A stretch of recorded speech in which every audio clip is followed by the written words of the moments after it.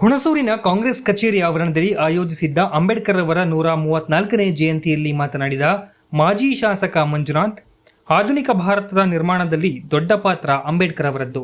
ಶಿಕ್ಷಣವೇ ಹುಲಿಯ ಹಾಲಿದ್ದಂತೆ ಎಂದು ಪ್ರತಿಪಾದಿಸಿದಂತಹ ಅಂಬೇಡ್ಕರ್ ಅವರಲ್ಲಿದ್ದ ಪ್ರತಿಭೆ, ಪ್ರಬುದ್ಧತೆ ಕಾರಣದಿಂದ ರಚಿತವಾದ ಸಂವಿಧಾನವು ಎಲ್ಲರನ್ನ ರಕ್ಷಿಸುತ್ತಿದೆ.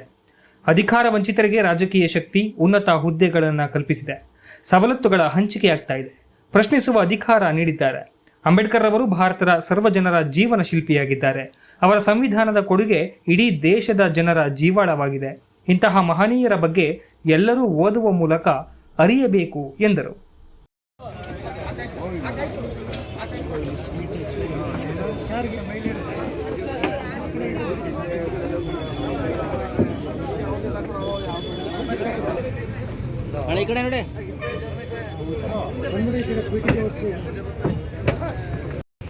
ವಿಶ್ವಜ್ಞಾನಿ,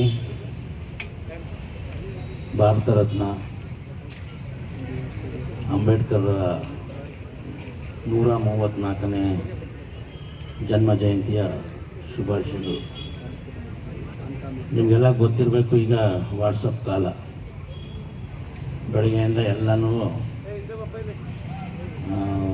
ಅಂಬೇಡ್ಕರ್ ಜಯಂತಿ ಶುಭಾಶಯಗಳು, happy birthday for Ambedkar Jayanti, ನಮಗೆಲ್ಲ ವಿಶ್ಗಳು ಬರ್ತಾಯಿದೆ.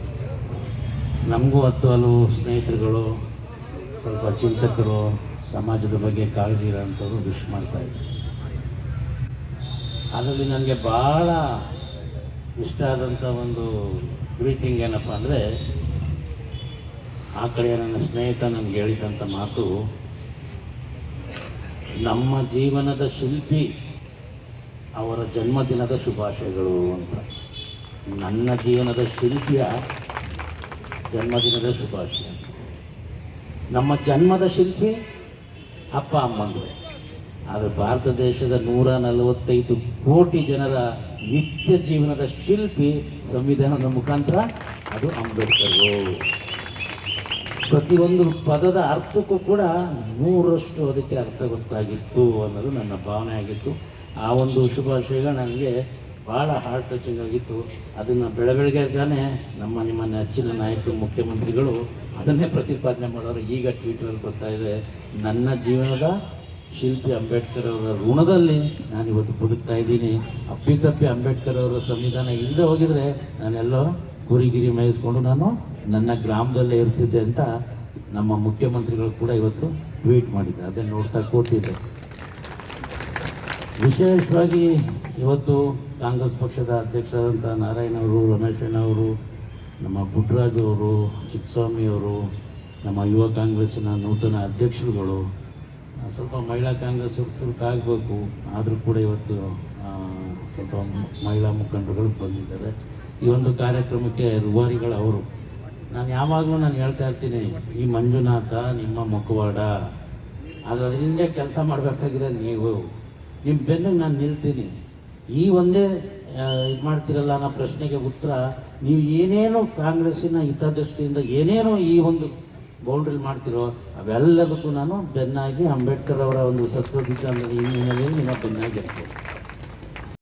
ಇವತ್ತೇನು ಅಂಬೇಡ್ಕರ್ ಪುತ್ಥಳಿ ಪ್ರತಿಷ್ಠಾಪನೆ ಮಾಡಬೇಕು ಅಂತ ಹೊರಟಿದಾರೋ, ಇದು ಮಂಜಣ್ಣವ್ರ ಕಾನ್ಸೆಪ್ಟು. ಆಲ್ರೆಡಿ ಅವರು ಆ ಜಾಗನ ಗುರುತಿಸ್ಕೊಟ್ಟಿರೋದೇ ಅವರು. ಇವತ್ತೇನು ಅಲ್ಲಿ ಈಗ ಇನ್ನೂ ಅದನ್ನು ಪ್ರಚಲಿಸಿದಾರೋ ನಮ್ದು ಅಂತ, ಆ ಜಾಗವನ್ನ ಗುರುತಿಸ್ಕೊಟ್ಟಿರೋದು ಮಂಜಣ್ಣ ಅಂತ ತಮಗೆ ತಿಳಿಸೋಕೆ ಬಯಸ್ತೀನಿ. ಅವ್ರು ಹೇಳ್ಬೇಡ್ರಪ್ಪ, ನಾವು ಮಾಡಿರೋದನ್ನ ಹೇಳಲಿಲ್ಲ ಅಂತ ಹೇಳಿದ್ರೆ ನಮ್ಮ ಜನಕ್ಕೆ ಅರ್ಥ ಆಯ್ಕಿಲ್ಲ. ಮಂಜಣ್ಣ, ನೀವು ಹೇಳದ್ನೇ ಮಾಡಿರೋದ್ರಿಂದ ಯಾರಿಗೂ ಮಂಜಣ್ಣ ಏನು ಮಾಡ್ತಾವ್ರೆ ಏನು ಅಂತ ಗೊತ್ತಾಯ್ತಲ್ಲ. ಹಾಗಾಗಿ ದಯಮಾಡಿ ಇನ್ನು ಮುಂದೆ ಏನೇ ಮಾಡಿದ್ರು ಅವರು ಒಂದು 4 ಜನಕ್ಕೆ ಗೊತ್ತಾಗಂಗೆ ಮಾಡಿ. ಅದು 4 ಜನ 40 ಜನ ಆಗಿ, 40 ಜನ 400 ಜನ ಆಗಿ, 400 ಜನ 4,000 ಜನಗಳ ಬಾಯಲ್ಲಿ ಆ ವಿಚಾರಗಳು ಆಡುವಂಥದ್ದಾಗಬೇಕು. ಆಗ ಮಾತ್ರ ನಾವು ಕಾಂಗ್ರೆಸ್ ಪಕ್ಷದ ನಿಷ್ಠಾವಂತ ಕಾರ್ಯಕರ್ತರಾಗಿರ್ತೀವಿ. ಸಣ್ಣದ್ ಮಾಡಿದ್ರು ದೊಡ್ಡದ್ ಮಾಡುವಂತ ರೀತಿಯಲ್ಲಿ ಮಾತಾಡಬೇಕು ಅಂತೇಳಿ ಮನವಿ ಮಾಡ್ತಾ ಈ ಒಂದು ಕಾರ್ಯಕ್ರಮದಲ್ಲಿ ನನಗೆ ಅವಕಾಶ ಕೊಟ್ಟ ತಮ್ಮೆಲ್ಲರಿಗೂ ವಂದಿಸಿ ನನ್ನ ಮಾತನ್ನ ಮುಗಿಸ್ತೀನಿ. ಜೈ ಭೀಮ್.